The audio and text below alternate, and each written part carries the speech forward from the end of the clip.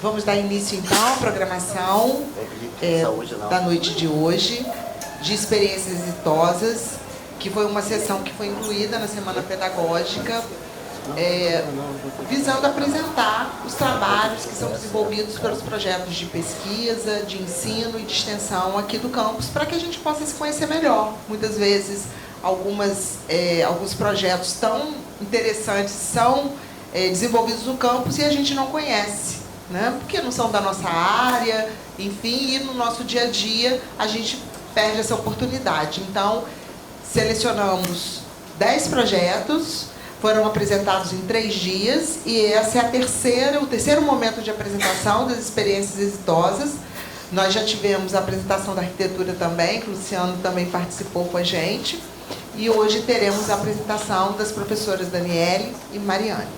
Vamos iniciar, então, pela professora Daniele Couser, que vai apresentar mobilidade em rede, otimização dos deslocamentos em Campos dos Goytacazes. A dinâmica é a seguinte: 15 minutos para cada um dos apresentadores, e depois, ao finalizar as 3 apresentações, a gente abre para que o público possa perguntar, enfim, interagir. Tá bom? Daniele, fique à vontade. Muito obrigada por terem aceito o nosso convite. Boa noite, obrigada pela oportunidade também de estarmos aqui compartilhando um pouco do nosso trabalho, né? Bom, o projeto, né, como ela já leu o título dele, a gente apelidou ele de MobRede, né? Um projeto que já tem 3 anos, mais de 3 anos que está em andamento, né? Então, ao longo dos nossos encontros, a gente acabou criando esse apelido, né? MobRede. Ele iniciou, então, em agosto de 2022, né? Um projeto com duração de 3 anos, e a gente conseguiu uma prorrogação de mais 1 ano, então, oficialmente, ele vai até agosto desse ano, né? Totalizando 4, né? E nós participamos de um edital da FAPESD, esse edital de 2021, propusemos esse projeto e fomos contemplados, né? Mas a motivação para o projeto, para além da oportunidade do edital, né, já vinha de algumas inquietações que nós tínhamos, né, e dos projetos que nós já vínhamos desenvolvendo, seja nos nossos projetos de iniciação científica ou nos nossos processos de doutoramento também, né. Então, a busca, que era frequentemente frustrada por dados e informações sobre a cidade, né, eu tinha passado pelo meu doutoramento, o professor Antônio também tinha acabado de passar, né, o Fagner estava entrando no doutorado, enfim, e a gente estava sempre se deparando com essa dificuldade de encontrar dados e informações sobre a cidade e a sua infraestrutura, né? Então, tinha essa inquietação. Onde a gente encontra, né? E como que a gente junta tudo isso? Você pega de um lugar é de um jeito, em outro lugar é de outro jeito, como é que a gente relaciona tudo isso, né? O potencial esquecido do seu sistema de espaços livres, né, que eu, como dentro da arquitetura, eu tenho um foco de trabalho na área da arquitetura da paisagem, então o sistema de espaços livres é meu objeto de trabalho, né, que são os espaços externos, né, e a gente tem assim, muitos espaços na cidade com potencial não aproveitado, ao mesmo tempo que a gente tem uma grande demanda e ausência de espaços, né, de lazer, por exemplo, né, como grandes parques urbanos, enfim. Também as diretrizes legais não efetivadas, a gente vê assim, muitos avanços na legislação da nossa cidade, na legislação urbana, não só da nossa cidade, mas enfim, no país, né? E especialmente com os projetos da professora Daniel, vinha essa inquietação da falta de efetivação, na verdade, né? Mais do que um questionamento sobre a legislação, mas da sua efetivação, né? Dificuldades enfrentadas pelos moradores da nossa cidade nos seus deslocamentos diários, né? Acho que um entendimento comum, assim, que o deslocamento na nossa cidade é muito complicado, é muito complexo, né? Transporte público tem as suas dificuldades, né? As nossas calçadas, as nossas ciclovias, enfim, todo mundo tem seus questionamentos a respeito disso, especialmente aqueles que moram nas áreas mais distantes da área mais central da cidade, né? E a gente tem como consequência dessas coisas todas, né, uma falha, então, no livre acesso ao que a cidade pode proporcionar. As pessoas têm dificuldade de acessar os serviços da cidade, efetivamente, né, porque moram longe, o transporte público não chega ou chega de maneira desqualificada, né, e há uma falha no compartilhamento de dados, né, porque a gente tem essa dificuldade de encontrar esses dados e essas informações. Então, veio disso.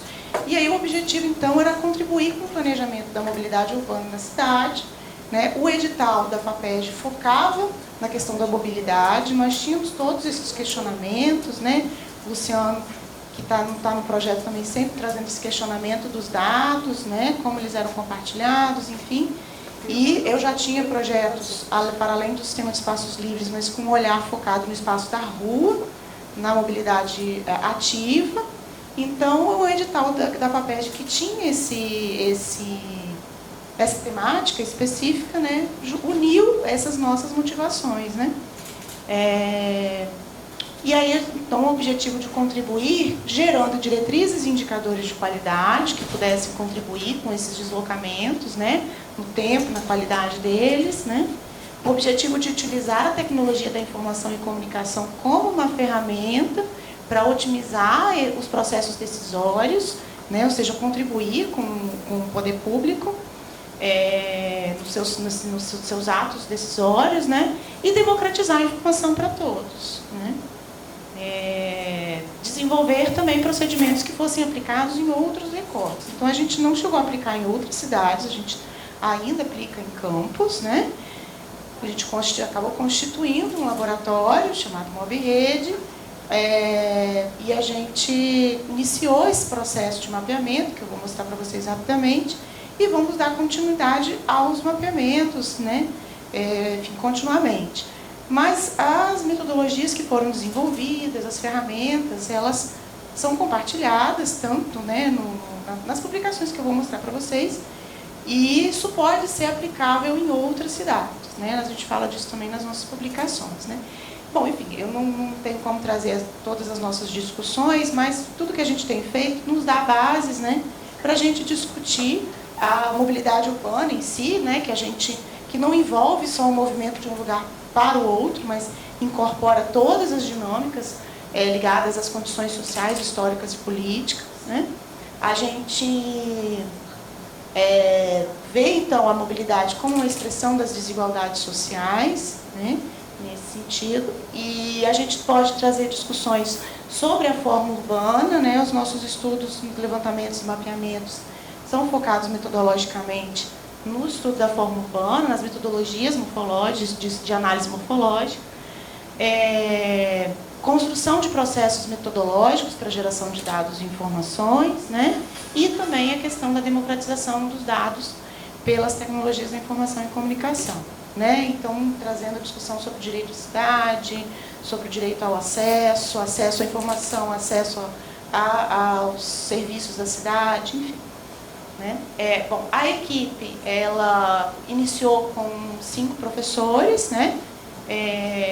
Eu que assumi o papel da coordenação, né? Na época o professor Antônio Godoy participava também, né? A professora Daniela Bugado, Wagner das Neves e Luciano Falcão, né? Todos do laboratório, na verdade todos não, né? Mas nós 4 do laboratório APA, né? Do núcleo de pesquisas APA, ateliê de pesquisas da paisagem, e mais o professor Luciano, do Labitas, né? Que apresentou trabalhos ontem, hoje também está nos trabalhos que a Mariane também vai apresentar, né? Que é um parceiro da gente, né? A gente já tinha vários projetos em parceria, e aí o uso da tecnologia nos aproximou fortemente nesse trabalho, né? Já passaram pelo projeto nesses anos os diversos alunos, especialmente da graduação, mas também da pós-graduação, né? Atualmente, atuando de forma ativa, a gente tem esse conjunto de alunos, né? Alguns do mestrado e a maioria da graduação. Então, já foram cerca de 20 projetos de pesquisa, não 20 projetos totalmente diferentes, mas alguns deles vêm se renovando a cada ano, né?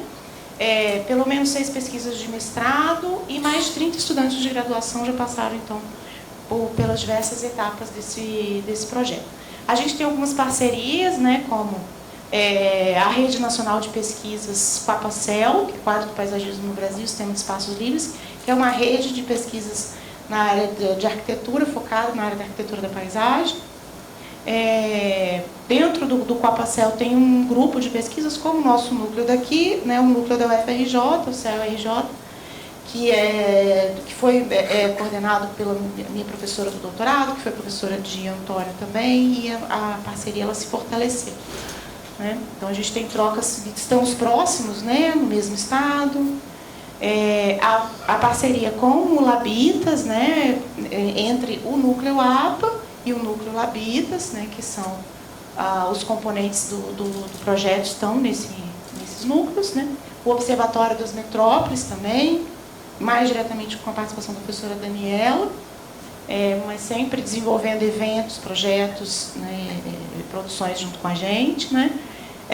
E nessas relações diretas com alguns professores da UF, daqui de Campos, né? Tivemos assim, muitas oportunidades também de trocas de dados e informações, de realização de eventos em conjunto com o IMTT e com a Secretaria Municipal de Planejamento Urbano, especialmente subsecretaria ligada à área de mobilidade. Né? Bom, e o que foi desenvolvido? Em resumo, não tem como a gente mostrar de forma objetiva todos os projetos, né? Porque dentro dele a gente tem várias vertentes, né? Mas foram desenvolvidos sistematização e revisão de literatura, sistematização de marcos legais, acompanhamento e atualização da legislação e das políticas públicas, especialmente as locais, elaboração de pesquisa de satisfação do transporte público coletivo, desenvolvimento de aplicativo para pesquisa origem-destino e levantamento da infraestrutura existente. Este último que se desdobra em outros, né, que é o levantamento e análise das calçadas, da malha cicloviária, dos abrigos de passageiro, do transporte, das próprias linhas do transporte público, né? E mapeamento da arborização. Quando a gente fala de mobilidade ativa, a pé ou de bicicleta, a gente tem que pensar na qualidade urbana, passa pela arborização urbana. E os mapeamentos, eles são realizados, essa aqui é o perímetro urbano da cidade, tá? Delimitada pelo nosso plano diretor atual. E a gente tem uma divisão de 12 setores, né? E a gente trabalha por setor, né? Então, as pesquisas elas vão andando, caminhando junto, né? Primeiro todas as pesquisas pesquisam o setor A, depois o setor B, algumas andam mais rápido, outras andam um pouquinho mais devagar, e assim a gente vai caminhando, né? A gente trabalha com parâmetros e indicadores de análise de qualidade, né? Então, cada pesquisa tem os seus parâmetros, cada pesquisa tem os seus indicadores, mas aqui, a título de exemplo, né? Categorias possíveis de análise: segurança, fluxos e conexões, características técnicas, usos e o entorno, características do ambiente, conforto, acessibilidade, disponibilidade de informações.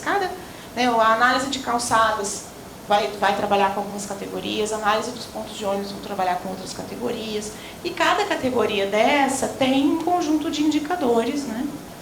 No caso aqui, na pesquisa, a análise sobre as calçadas, a categoria de segurança, inclui 3 indicadores. E aí, os estudantes analisam cada elemento, né, no caso da calçada, cada calçada a partir de cada um desses indicadores, né? Se é bom, regular ou ruim.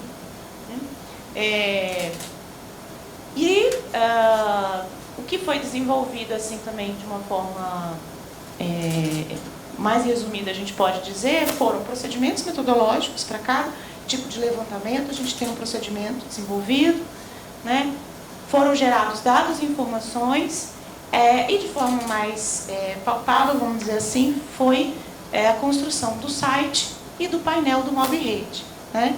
Já tem o link aqui para vocês salvarem, mas ele vai estar disponibilizado a partir de segunda-feira, dia 4, que é o lançamento oficial.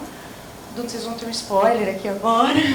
O lançamento oficial, né, do painel do MobRede, que, como eu falei no início, a ideia é a democratização dos dados e informações, que é um questionamento que nos motivou, né, a dificuldade de encontrar as informações, os dados. Então, tudo que a gente está fazendo vai ser disponibilizado publicamente nesse painel, e tudo que a gente faz no laboratório vai sendo automaticamente atualizado nesse material, né? nesse local. Né? Essa é uma carinha da página inicial, né? Do site. Então, você acessa o site para dentro dele acessar o painel. Né? E aí, então, aqui você tem o acesso direto ao painel, você tem o acesso a cada metodologia aplicada em cada levantamento, para vocês entenderem todos os indicadores, como eles foram avaliados, o que a gente considerou, né? Resultados e mapas. Então, a gente também, essa parte a gente ainda vai construir, mas os mapas separadamente e outros tipos de produções a gente vai colocar aqui. Né? As produções do grupo, né? Artigos, resumos, apresentações, a gente vai ter aqui disponibilizado o link ou a referência de como chegar até eles, né? A legislação pertinente que foi utilizada em todo o trabalho também vai estar aqui. E informações sobre o projeto, né? E o painel propriamente, né? Ele vai ter essa cara, né? Então você vai ter, aqui é uma aproximação da área central da cidade e um pedacinho da área central aqui de Guarulhos, né? Setor A e setor B, só a título de exemplo, né? O levantamento das calçadas, da mobilidade a pé, e aí vocês veem que a gente tem aqui as categorias, né? Então você pode, enfim, fazer vários filtros a respeito do que foi levantado. Então todos os outros mapas que a gente produz vão ser possíveis de serem visualizados nesse painel também, né? E para além disso, a gente teve uma produção final, né? Deixa eu pegar aqui.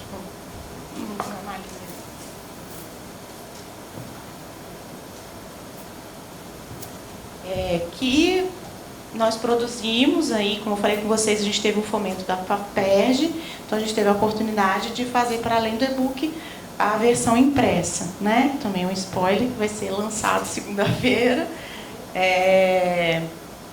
E aí a gente resumiu aqui, né? A gente compilou, na verdade, um pouco do que foi feito, né? nesse livro aqui, né? Que é o Mobilidade em Rede, né? Metodologias e tecnologias aplicadas aos deslocamentos urbanos em Campos dos Goytacazes, né? Que teve o apoio de duas orientandas minhas do mestrado na organização em si do livro, né? Mas tem a autoria dos colegas, professores, né? E tem a participação de, eu contei, mas eu esqueci, acho que 12 alunos da graduação, se eu não me engano, como autores dos diversos capítulos, né? O livro está dividido em 3 partes, né? A primeira parte está ligada a essa questão do direito à cidade, da legislação urbana, conduzido bastante pela professora Daniela, né? A questão da tecnologia que foi aplicada está na terceira parte, foi conduzida pelo professor Luciano. A segunda parte, que trata dos diversos tipos de mapeamentos, metodologias desenvolvidas, né? Que eu conduzo boa parte, tenho a ajuda do Fagner, também tem uma outra do Luciano, né? As ilustrações do livro são do professor Fagner.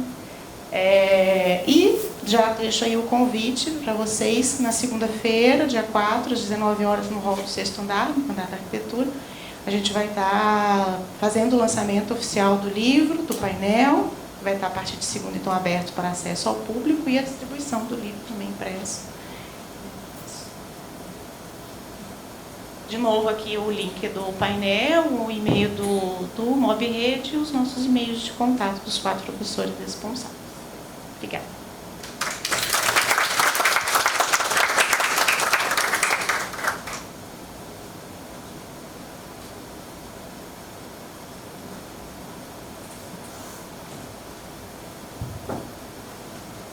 Obrigada, Daniele. Olha, muito bom, parabéns. Parabéns a todos, né, que participaram, que foi um trabalho, né, a muitas mãos, mas estão de parabéns. Aliás, a equipe de arquitetura arrasou. Vou então chamar Mariane para darmos prosseguimento. Mariane tem dois trabalhos, não é isso? Deixa eu achar aqui. A Mariane vai apresentar 2 projetos, o Reutilizar Mais e Novos Horizontes, ações de assistência técnica habitacional de interesse social, certo? Tá ótimo.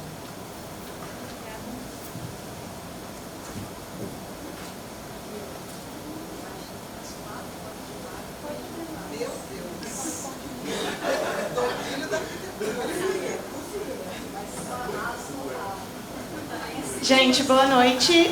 Estamos só esperando o computador trocar as apresentações aí.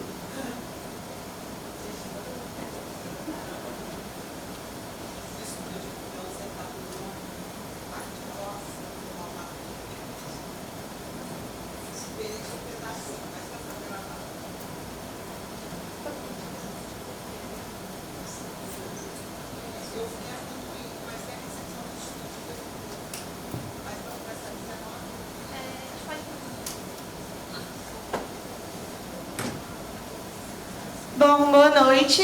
Eu sou a professora Mariane, sou egressa do curso, fui substituta e hoje sou professora servidora. Estou fazendo esse parêntese porque o projeto que eu vou apresentar aqui, né, faz parte do Estúdio Dignifica, que apresentamos ontem junto com o professor Luciano. Mas eu participei desse projeto, hoje ele se desdobrou na minha tese de doutorado, que está em finalização. Mas participei na época que eu era substituta, né? E tem aqui também o Márcio, que é bolsista do Dignifica e vai auxiliar a gente. E a próxima apresentação, que é do Reutilizar Mais, também faz parte do Dignifica e vai ser apresentado pela nossa egressa Ana Paula. Então, só para contextualizar aí as 2 apresentações. Bom, essa primeira é o projeto Novos Horizontes, ações de assistência técnica habitacional de interesse social. Pode passar, Márcio, por favor.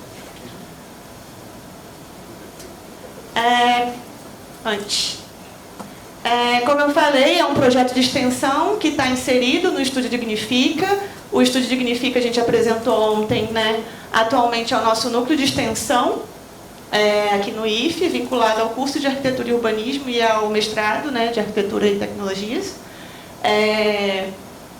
E ele começou basicamente junto com a Ocupação Novo Horizonte.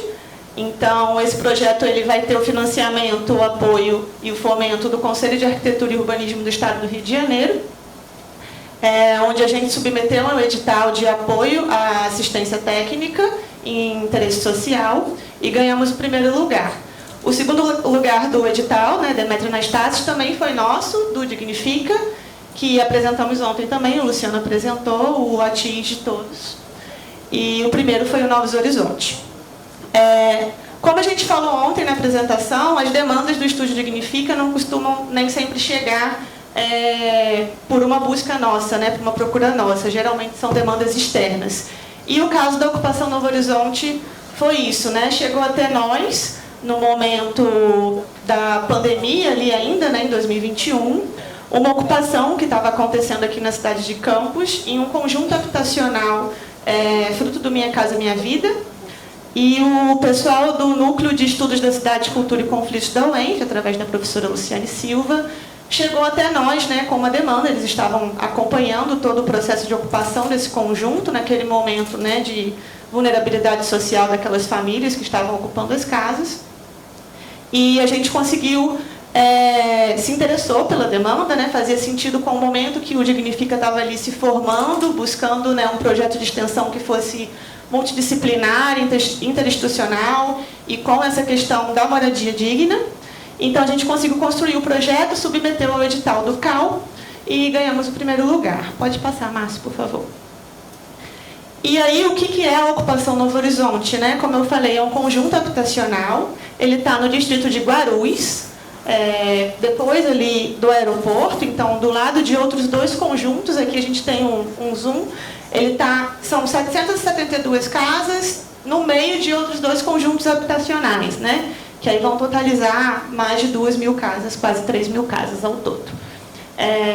Essas 3.000 casas, essas 700 casas, elas estavam prontas, né? Praticamente prontas, porém estavam vazias. no meio da pandemia, né, quando boa parte das pessoas estavam vivendo uma situação de vulnerabilidade, perdendo emprego, com aluguel social da prefeitura atrasado, e entre ali um bairro que estava se consolidando, né, de uma forma muito rápida por conta dos conjuntos habitacionais, da construção do Morar Feliz, do Minha Casa Minha Vida.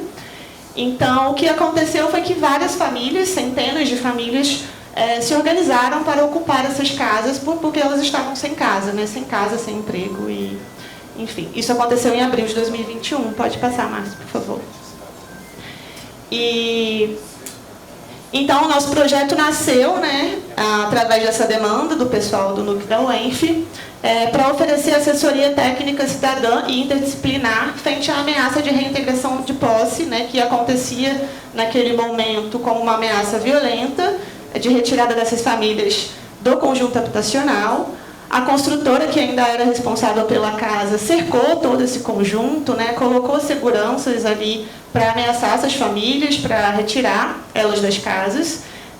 E não havia nenhum projeto formalizado para direcionar essas famílias para outro lugar, né? E a partir do momento que a gente iniciou as atividades, antes mesmo de receber oficialmente o fomento do CAL, a gente começou a atuar com o principal objetivo de auxiliar essas famílias e os outros membros da sociedade civil que estavam ali em apoio nessa mediação, nessa solução, né, para essas famílias, direcioná-las para alguma possibilidade de moradia digna, né? Porque o que se faz geralmente é retirar de forma violenta e não dar nenhuma solução, ou colocar em um abrigo, ou dar um aluguel social que naquele momento de pandemia estava sem ser pago, né, pela prefeitura, estava em atraso.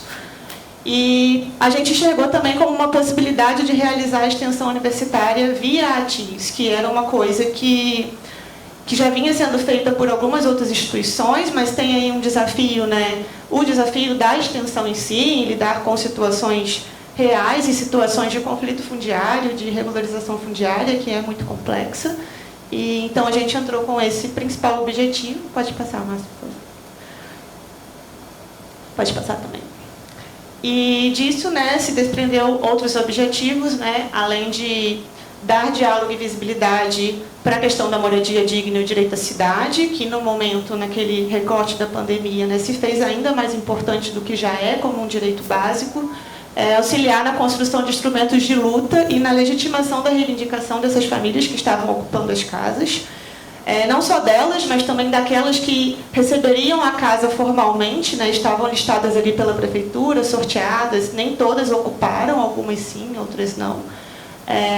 Então seria pensar numa solução, né, uma alternativa que contemplasse todos os ocupantes e os beneficiários, subsidiar essa mediação judicial referente ao processo de remoção forçada, reintegração de posse, né, de forma que pudesse acontecer sem esse processo violento que durante a pandemia a gente viu ocorrer em diversas cidades do Brasil, e inclusive aqui em Campos. Ontem a gente falou, né, que às vezes a gente tem a visão de que em cidades menores, cidades médias, esses processos violentos e esses problemas sociais e urbanos não acontecem na mesma proporção, mas aqui a gente vê uma proporção de 600 famílias sob essa ameaça.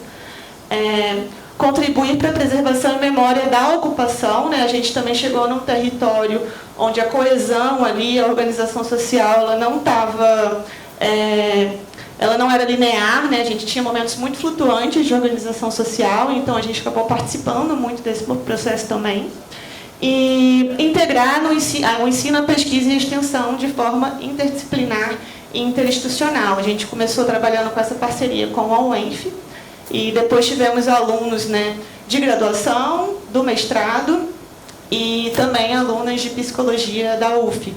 Então a gente conseguiu construir uma equipe multidisciplinar, né, e verticalizada, né, desde da graduação com bolsistas de extensão, de pesquisa, até o mestrado. E hoje temos isso se desdobrando em pesquisas de mestrado e de doutorado. Pode passar, por favor, Márcio. As atividades, o início das atividades, como eu falei, elas acabaram precisando pela questão de urgência e sobrevivência, né, dessas famílias serem iniciadas antes mesmo da gente receber os recursos, e dentro de um território que tinha ali muitas complexidades, né? Cerca de metade da ocupação era de mulheres e muitas crianças, né? Também era uma ocupação muito racializada, né? Então, a gente tinha também problemas com questões de tráfico, enfim, era um território complexo de você entrar e inserir, né, a questão da extensão. E uma das alternativas que a gente teve dentro de todo esse contexto foi iniciar atividades lúdicas com as crianças, principalmente com o apoio das bolsistas de psicologia da UF, né? Então, a gente teve diversas atividades lúdicas com as crianças da ocupação, que permitiram, inclusive, a gente ter informações para trabalhar nas disciplinas de projeto e de direito à cidade da graduação de arquitetura, né? Às vezes a gente subestima um pouco as crianças dentro do espaço urbano e elas têm muito a contribuir. E aí as meninas fizeram atividades como o que você mudaria na sua casa, meu bairro é assim, caminho real e caminho dos sonhos, para tentar identificar ali na fala das crianças e num momento lúdico a vivência delas, a percepção delas sobre a casa, sobre o espaço da ocupação. E foi muito interessante, muitas vezes a gente chegou lá de forma aberta, né, mas muito imprevisível, sem saber o que renderia aquela atividade. E 99% das vezes a gente se surpreendia com os resultados. E aí tem algumas fotos.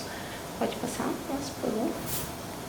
Como eu falei, a gente também conseguiu criar a integração da extensão com algumas disciplinas da graduação de arquitetura.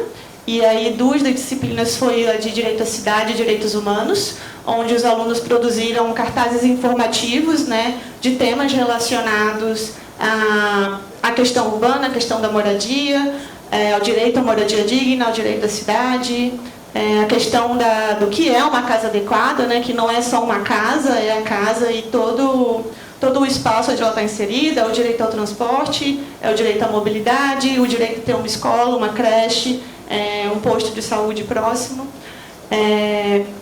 E também conseguimos integrar com um projeto integrado de habitação social e cidade, né, uma disciplina do 9º período de arquitetura, e levar os alunos até a ocupação, né, criar momentos de diálogo com as pessoas que estavam ali ocupando, ter essa troca de quais eram as demandas deles em relação à casa, em relação ao espaço da ocupação, e os alunos conseguiram propor, né, trocar e apresentar ideias de intervenções arquitetônicas e urbanas para os espaços da ocupação.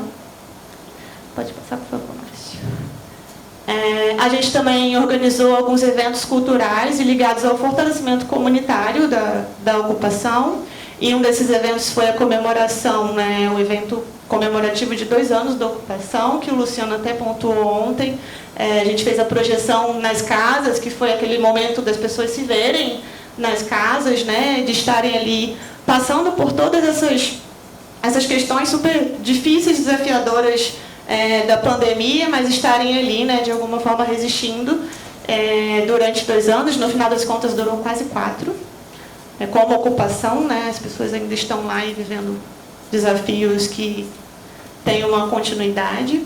E também temos os relatos, né, dos moradores em relação a esse momento. Também trabalhamos, né, a gente tem um debate sobre assistência técnica, que é como está escrito na lei, o termo assistência e o termo assessoria, e a gente costuma utilizar o termo assessoria porque a gente entende que não é algo que a gente faz para esses territórios, né, de assentamento, de comunidade, de ocupação, mas junto deles, né, a ideia da extensão se aproxima muito a essa ideia de assessoria, e justamente por isso a gente junta as duas coisas, mas todo o contexto, né, que a gente está apresentando aqui acabava demandando a urgência de algumas ações, né, como essas, e a gente atuou na intermediação da questão do lixo, né, a ocupação durante muitos meses, quase 1 ano, não teve luz, não teve acesso à água e também não teve coleta de lixo, né, ela estava cercada, então só se entrava de moto, de bicicleta a pé, se você passasse pelos seguranças. Então a gente atuou nessa intermediação, né, pensando em como colocar ali aqueles containers de colocar o lixo em lugares estratégicos, arrecadação e doação de alimentos enquanto a ocupação tinha uma cozinha comunitária, e também na campanha de distribuição de absorventes visando o combate à pobreza menstrual, porque, como eu disse, era um local onde a grande maioria dos ocupantes, dos moradores, eram mulheres. Então, a gente trabalhou aqui no IFE com essa campanha durante alguns meses. Divulgaram também no Instagram do Dignifica. E aí, por fim, a nossa maior atividade assim, de mais peso, acredito eu, que nos demandou mais energia, inclusive organizando voluntários de todo o curso de arquitetura, foi o mapeamento socioeconômico, porque a equipe, né, começou a atuar na Comissão de Soluções Fundiárias da Justiça Federal, assim que se suspendeu aquela campanha do despejo zero, né, durante um período ali da pandemia, ficou definido que não poderia haver despejo, processo de reintegração de posse, e quando esse processo acabou com a amenização das questões da Covid, foram instauradas as comissões de soluções fundiárias. E a gente participou de um grupo de trabalho, né, junto aí a diversas outras instituições, né, a Defensoria Pública, a Prefeitura, a Caixa Econômica, a construtora, vereadores, enfim, era um grupo de trabalho de múltiplas instituições, e a gente atuou principalmente na produção de relatórios técnicos e de dados através desse mapeamento. A gente criou uma metodologia de amostragem, como eu falei, eram 772 casas, com uma ocupação flutuante, e a gente definiu uma amostragem estratificada e fizemos uma entrevista, um questionário com 264 municípios. Então, precisamos realmente de um mutirão, assim, porque isso foi feito, se juntar os dois momentos, em menos de um mês. Então, tivemos diversos alunos do IFE, da UENF e da UF participando do levantamento.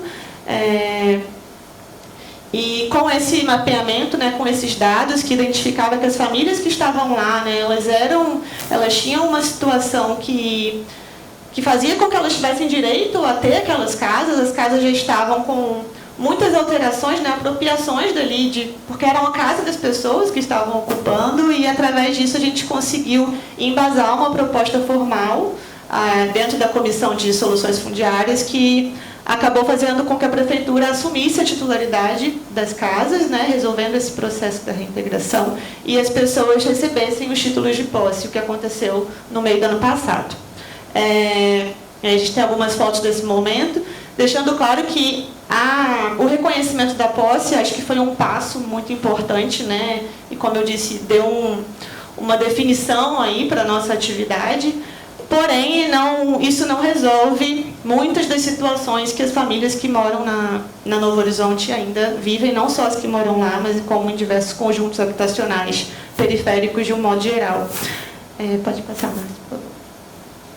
E, por fim, a gente organizou aqui no IFE, em formato híbrido, porque a ideia era que contemplasse não só a comunidade acadêmica para divulgar esses dados, mas também os moradores da Novo Horizonte. A gente organizou o Seminário Novo Horizonte para apresentar os dados e colocar, né, fazer uma troca, uma síntese de todos esses momentos e atividades e dados que a gente conseguiu com o projeto.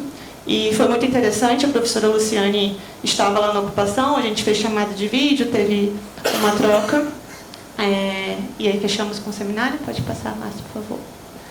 E os impactos, como a gente apresentou ontem no Dignifica, é uma integração efetiva entre ensino, pesquisa e extensão, né, que se deu assim, de forma muito fluida, os processos foram acontecendo, às vezes a gente apresentando aqui parece que foi tudo muito linear, mas em diversos momentos são desafios que a gente nem sabe exatamente como vai superar, e no final das contas a gente acabou conseguindo várias resoluções, e outras aí são questões que seguem se desdobrando em novos projetos, né, em novas pesquisas.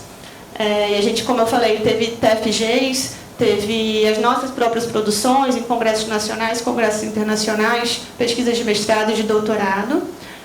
uma abordagem multidisciplinar e participativa, né? A gente conseguiu estabelecer essas frentes do saber que trabalham com as questões urbanas, que não estão só ligadas à arquitetura e urbanismo, mas à sociologia, ao serviço social, à psicologia, ao direitos, que são disciplinas que estiveram presentes em algum momento no projeto e que se fazem presente ainda no Dignifica, envolvendo o IFE, a UENF e também a UF, além das instituições da gestão municipal e do judiciário e do legislativo também.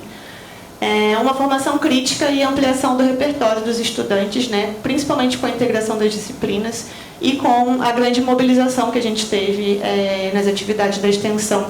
A gente acredita que os estudantes saíram, e a gente teve vários relatos também, dos limites da prancheta, do desenho, do projeto, e criaram novos repertórios a partir do momento que eles entraram em contato com as questões, né, da desigualdade urbana, com uma situação real e urgente, né? A gente acompanhava todo esse processo no tempo da urgência da ocupação, né? Raramente era no nosso tempo, no tempo da disciplina, no tempo do projeto, no tempo do edital. E, então, esse foi um dos maiores desafios. Pode finalizar. E é isso, mais uma vez aí as redes e os contatos do Dignifica.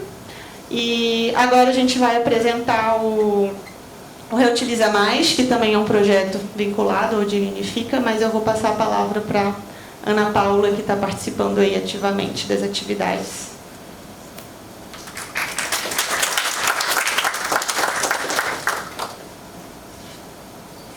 Bom, pessoal, boa noite. Eu me chamo Ana Paula, sou egressa também do curso de Arquitetura e Urbanismo. Vamos só aguardar o slide aqui.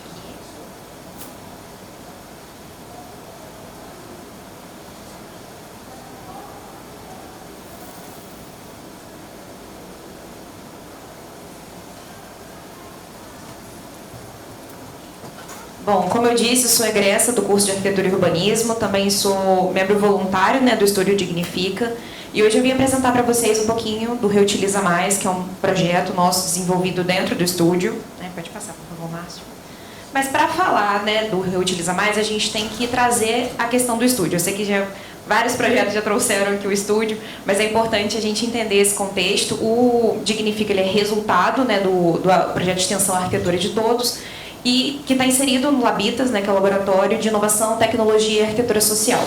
E é um projeto, né, que visa a promoção do serviço de arquitetura e urbanismo para as famílias de baixa renda, né, no norte e no noroeste fluminense, seguindo as recomendações da Lei 11.888, que é a Lei de Assessoria Técnica Gratuita, promovendo, né, a arquitetura e a qualidade de vida. Aqui a gente tem uma foto da nossa equipe. Ao longo dos anos, né, vai sendo alterada, muitos alunos entram, outros saem, se formam, né, e enfim, esse fluxo. Aqui são algumas ações que nós desenvolvemos, né, lá no Dignifica, ali inicialmente, né, com as crianças, como a Mariane citou também, não só na Novo Horizonte, mas também na comunidade da Margem da Linha, atuando de uma forma voltada para a educação urbana. E aqui é uma outra vertente do nosso trabalho, né, que a gente atua com processos de arquitetura e também de regularização fundiária. Então, nós recebemos a demanda, né, de pessoas que vieram até o IFE, buscaram contato com a gente, para poder realizar, né, processos de regularização fundiária através dos nossos levantamentos. E aqui, no outro lado, é um projeto de arquitetura que ele foi realizado para uma família lá da comunidade da Margem da Linha, né? Esse é o resultado, não estão todas as pranchas aqui de trabalho, mas é como a gente entrega, né, o nosso projeto. E aí é importante falar, porque o Reutiliza Mais, ele vem de uma percepção que nós tivemos a partir desse ponto do nosso trabalho. Porque, como projeto de instituição, a gente ficava muito restrito à questão da entrega do papel, né? O projeto final que a gente conseguia entregar para essas pessoas, e isso foi frustrando um pouco a gente, porque não tinha recurso, não tinha como auxiliar na continuação e na execução de uma obra, por exemplo. Então aí surge a ideia do banco de materiais, dessa necessidade, né, do Estúdio Dignifica para conseguir recursos para esses projetos elaborados, né? Fizemos projetos também de arrecadação para as famílias, né? A gente colocava cartazes indicando o nosso funcionamento, também as condições das casas, para tentar arrecadar recursos, né? Tivemos alguma adesão, sim, mas ainda não é suficiente para as demandas que a gente recebe, né? Então, a ideia do banco de materiais, ela veio como um complemento, né, a esse processo, para conectar a necessidade dos materiais aos resíduos da construção civil, que comunica bem com a questão da ODS 11, né, que visa as cidades e comunidades mais sustentáveis. Então, a gente conseguiria atender essas duas demandas. Então, os primeiros passos, eles funcionaram da seguinte forma. Nós fizemos pesquisas de referências existentes para compreender o funcionamento, né, dessas experiências, né?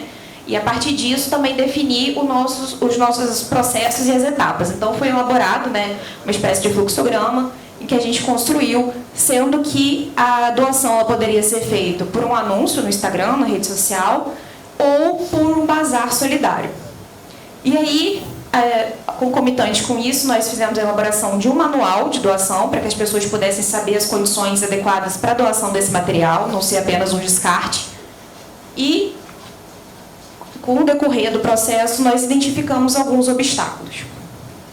Os processos de doação, no caso da doação por rede social, né, pelo Instagram, por exemplo, geraria uma falta de controle do processo, então a gente não conseguiria mediar a interação entre o doador e beneficiário e saber se isso funciona de forma efetiva. No caso do bazar solidário, a gente teria uma ausência de um espaço e uma estrutura para armazenar esses materiais doados, assim como também a ausência, né, de um meio de transporte para esse material e falta de pessoal para o gerenciamento, porque o Estúdio Dignifica ele é composto, em sua maioria, por alunos voluntários, né? Tem as bolsas, mas a maioria são de alunos voluntários. Então, a gente percebeu que o grande problema era a ausência de recursos. E aí, nesse contexto, da gente tentando entender como que funcionaria, né, esse projeto, como a gente conseguiria ir adiante, vem o CalLab, né, que ele é um projeto de pré-incubação, que ele utiliza a metodologia, né, da TXM para transformar ideias de profissionais e empresas da arquitetura e urbanismo em negócios rentáveis e inovadores. O CalLab ele é uma iniciativa do CalBR, né, com o apoio da TXM, e lançou um edital, né, nós concorremos, foram 225 projetos inscritos, 75 selecionados, e nós ficamos entre os 35 de negócios responsáveis. Bom, o funcionamento, né, desse processo era através de uma plataforma, né, com uma interface gamificada que eles utilizaram, e conforme a gente ia preenchendo essa plataforma, né, e participando, a gente juntava pontos para que conseguisse mentorias, para poder, né, discutir sobre as demandas e entender como funcionaria.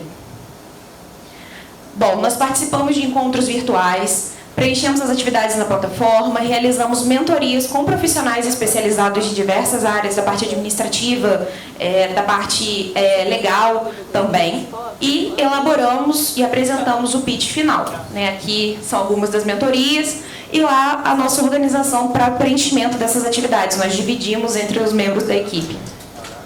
Pode passar. Bom, durante esse processo, nós identificamos que o objetivo, então, era transformar o descarte em dignidade. E aí nós idealizamos uma plataforma digital associada a ofertas de serviço de capacitação de pessoal, normatização legal e estruturação física, para que, principalmente, prefeituras pudessem implantar, gerir e otimizar bancos públicos de materiais de construção. E aí nós apresentamos o trabalho, ficamos em primeiro lugar, né, dentro da categoria de negócios responsáveis, e como premiação, nós ganhamos uma viagem para Brasília para participar da Conferência Internacional de Arquitetura e apresentar o trabalho lá. E aqui são algumas fotos, né? Nós pudemos visitar os espaços e a apresentação também, todos os envolvidos que participaram do CalLab. E a gente continua com o desenvolvimento da proposta, né, do projeto. Nós fizemos parceria com o curso de design do IFE. Aqui é a apresentação do trabalho para eles no início do semestre.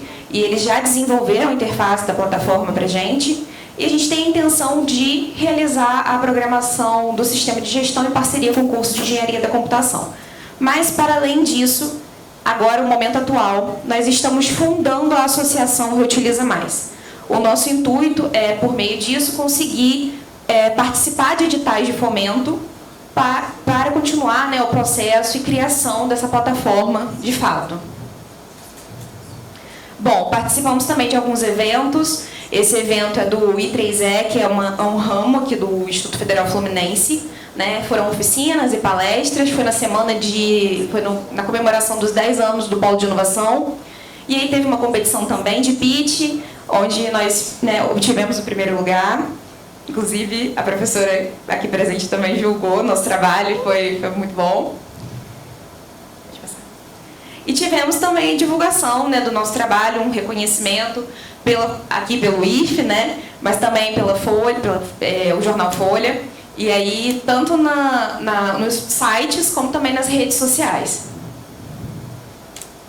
Bom, o nosso time hoje ele é composto por mim, né, na presidência, a Maria Luísa, que acabou de se formar, né, na parte de finanças e gestão, o Márcio, que está aqui passando para a gente os slides na parte comercial, e a Morena Braga, que é mestranda, né, ainda aqui da instituição, com a parte de recursos humanos, e as nossas parcerias institucionais que estão estabelecidas, né, e também, né, o escritório público de arquitetura do Dignifica. E é isso.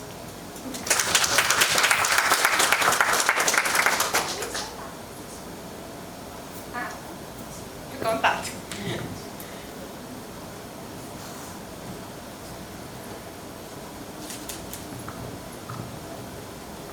Parabéns, Mariane, parabéns, Ana Paula.